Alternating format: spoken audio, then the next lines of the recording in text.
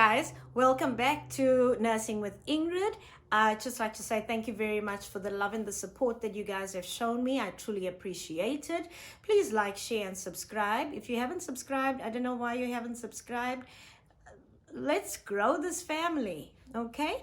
Today I'm going to be talking about the mentor that absolutely changed my life, my professional life, up to this very day. So in 1999, as I've said in my previous videos, one of the previous videos is that I started working at Wentworth Hospital purely because I had given birth and I wanted to be closer to home. So when I got to Wentworth Hospital, I was assigned to the neurosurgery theaters, and yeah, that was quite interesting and fulfilling. And that is where I met my mentor, who was at that point, and she still is a matron, but not in that hospital anymore. So we're going to call her Matron S. Now, Matron S ran a very tight ship. She was efficient, she was strict, she was knowledgeable, she was just an awesome all-rounder. She was somebody that you would want to emulate, and she was somebody that you feared with every fiber of your being. Now, Matron S used to run the neurosurgical theaters as well as the cath lab and the cardiac theaters.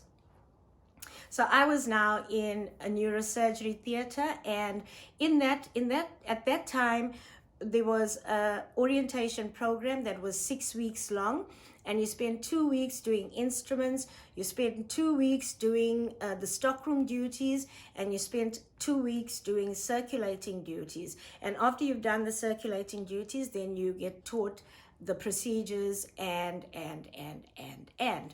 That was a very beautiful orientation program because you got to learn exactly what was in every single set. You got to learn all the instruments that were available as single items, where to get them, where they were kept, and it was really nice. It was a very good learning experience to know instruments, to identify them, to be able and taking care of them properly.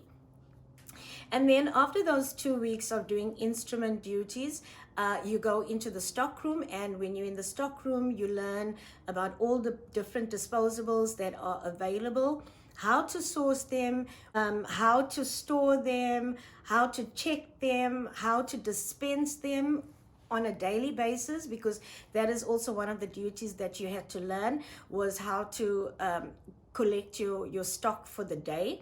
Once you were done with the stockroom duties, then you went in to do circulating duties, where you were now in the theater, but you were basically the runner in the theater.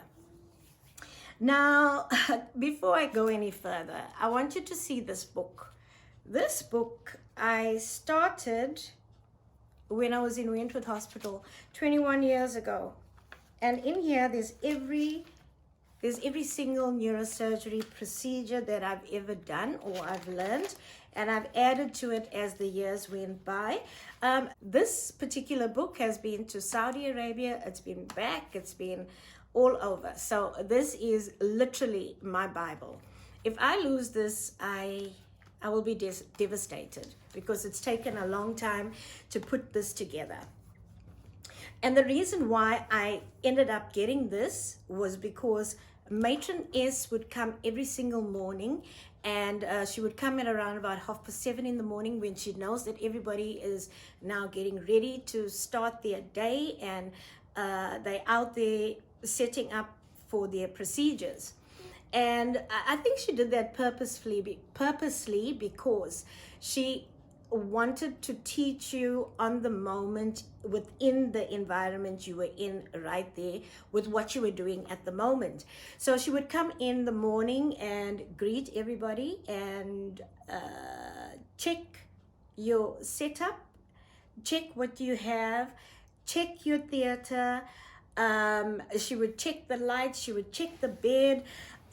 She was just driven to excellence, and she enforced that within all of us that worked in Wentworth Hospital, that excellence was key to everything that you do as a nurse. So Matron S would, like I said, she would come in the morning, and this one particular morning I was still doing circulating duties, and one of my colleagues was busy preparing for clipping of aneurysm. And Matron S comes in the morning as usual. She greets everybody. She looks at the setup and she asks her, okay, so what are you doing today? And my colleague says, no, Matron, I'm doing a clipping of an aneurysm. And she's busy draping her table, her Mayo table, and doing all these lovely, wonderful things that we as theater nurses love to do. And then Matron asks her, she's like, okay, since you're doing an aneurysm, well and good. Tell me the anatomy of the circle of Willis. Explain it to me. And my colleague did not have an answer. And the next thing that came out of Matron S's mouth was that you've got no business scrubbing for the case and humiliating nurses. So you go and you learn, you study the anatomy before you even decide to scrub for a case. So that's why I got this book. So from then onwards, I wrote down everything, what was needed, everything that I possibly could think that you could ask me was written in this book and is in this book. And I went back and I looked for my Ross and Wilson Anatomy and Physiology textbook, and I learned every single thing about from your shoulders upwards and your spine. I knew everything about that. I made sure that it was my mission, and it was purposefully learning about anatomy, because I was not going to have that she was going to embarrass me in the morning. No, that was not going to happen. So Matron S really taught me that in order for you to be the best at what you do, you've got to put in the time and learn, so that you could anticipate, so that you can think critically, so that you can you are agile within the procedure. And there was no such thing that there was chatting. You never chatted if you were standing in theater and you were assisting a doctor with the procedure. That was unacceptable, because you needed to be listening to what the doctor is saying. So that is where I learned to be I am an excellent nurse. I won't lie about that. An excellent scrub sister. And she would actually also during the day randomly come in, check your stock in your theater, and she had the 5 rule. You had to have 5 of everything in your theater. You had to have 5 drains. You had to have 5 swabs. You had to have 5 blades. You had to have 5 everything, so nothing more than that. If there was anything more, then you needed to explain exactly why you were overstocking your theater. The same applied to when it came to your equipment in the theater and your furniture. Your furniture had to be minimalistic in the theater, so that you're avoiding contamination unnecessarily. So those are the little things that I learned along the way. A lot of people didn't like her way of supervising and teaching and training, but for me, it really helped me be the person that I am today. And I can remember the one day I was the only sister on duty. I was still relatively new, and we had ACDF, anterior cervical decompression and fusion, and I had never seen it before. So I called Matron and I said, there's this case on the table, and I don't know the procedure. And she came down, and for me that was the first time she went from this level of respect to that level of respect, because at the spur of the moment, she was down there, she changed into her scrubs, got into theater, scrubbed up, helped me set up, and she taught me the procedure step by step before we even got into the theater and started the procedure. With the instruments were laid out in the proper sequence of events. And for me, that was a wow moment right there. It was very admirable, and that's where I learned to be possibly the best nurse. when it comes to checking your equipment, when it comes to checking your theater, to keeping your theater clean, to making sure that there's no hazards in the theater, to actually clean your theater properly.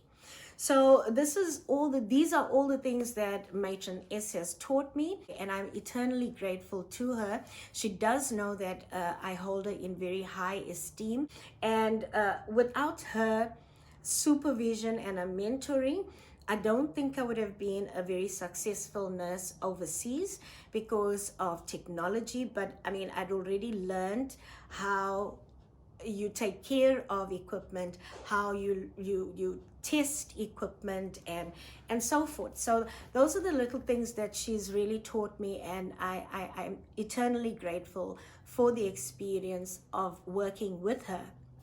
So this is a shout out to all those unit managers that make an impact on their staff and impart knowledge and impart skills that they can carry lifelong. And we just want to say thank you to all of those wonderful nurses out there that just believe in excellence at any cost, all the time, and expect excellence from their staff.